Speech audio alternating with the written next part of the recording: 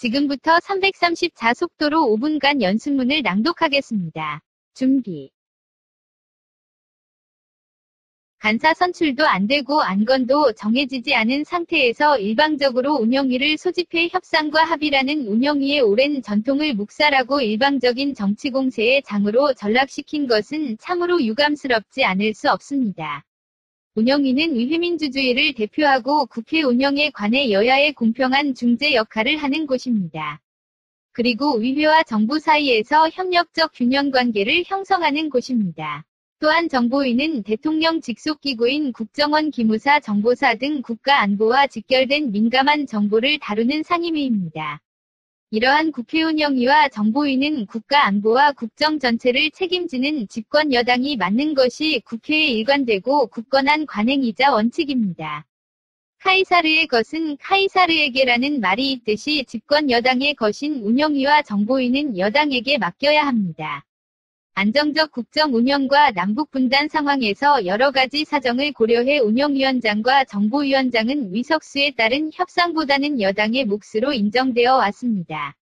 민주화 이후인 13대 국회 이래로 국회운영위원장과 정보위원장은 모두 집권 여당이 맡아왔다는 것은 여야 모든 위원님들께서 주재하고 계신 사실입니다. 그 이름이 바뀌었다고 해서 자유한국당이 새누리당을 부정할 수는 없습니다. 전반기 원 구성 당시 새누리당은 국정 운영과 국가 안보를 책임지는 여당으로서 운영과 정보위원장직을 여당이 맡아야 된다고 주장을 했습니다.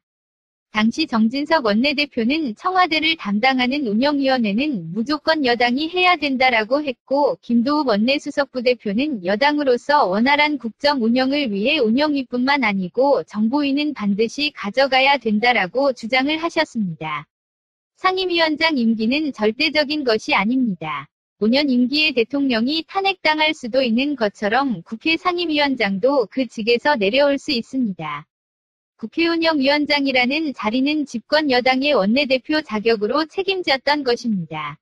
국정농단 사태로 인해 헌정사상 초유의 탄핵 결정이 내려지고 민심에 준엄한 심판에 따라 집권 여당이 바뀐 상황이라면 그 책임에서 자유로울 수 없는 자유한국당 원내대표가 운영위원장직에서 스스로 물러나는 것이야말로 정치적 도의에 맞고 책임있는 정치에 부합되는 자세라 할 것입니다.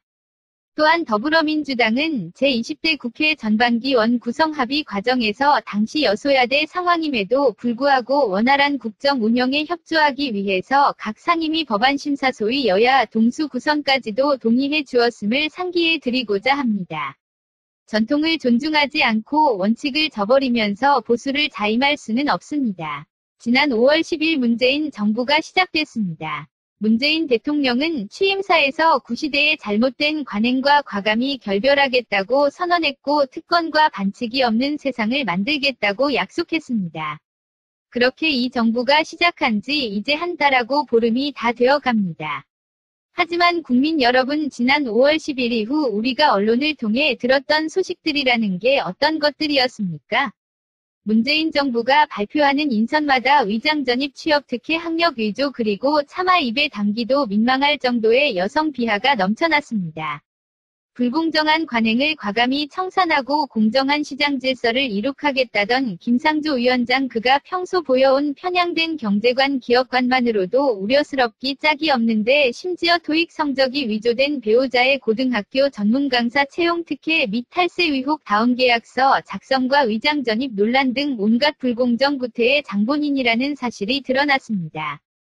강경화 외교부 장관 역시 사정은 마찬가지였습니다.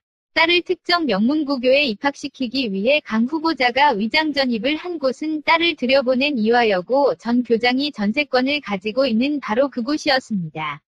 이곳을 거쳐간 전입 전출 기록이 단시간에 20여 건이라는 보도가 있습니다. 단순한 위장전입이 아닙니다. 낙마한 안경환 전 법무부 장관 후보자는 그야말로 온 국민을 경악과 충격으로 몰아넣은 최악의 인사 참사였습니다. 안 후보자는 말 그대로 부도덕과 부패의 총본산이었습니다. 20대 후반 그는 상대 여성의 도장을 위조해 강제 혼인신고를 하는 도저히 믿기 힘든 엽기적인 범죄를 저질렀습니다. 이런 사람을 법치 수호의 최전방인 법무부 장관으로 임명했다는 사실을 도대체 우리 국민들은 어떻게 받아들여야 하는 것입니까?